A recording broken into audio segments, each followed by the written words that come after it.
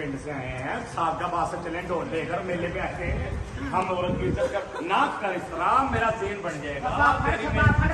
ना कर, खुदा का वास्ता ना कर। हाँ देखो हम इज्जत करते हैं, पिछड़ जा ना कर, तेरी मेहरबानी है।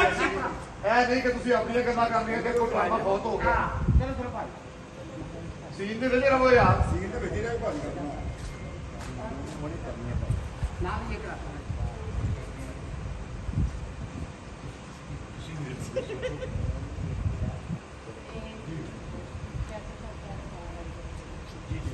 बंदा बंदा खेल लो ਆਓ ਤੋਂ ਤੁਸੀਂ ਸੀਨ ਤੁਹਾਡੇ ਵੱਲ ਖਾਣੇ ਆਜੋ ਮੁਖੜਾ ਸਾਹਿਬ, ਆਓ ਸ਼ਾਹ ਜੀ।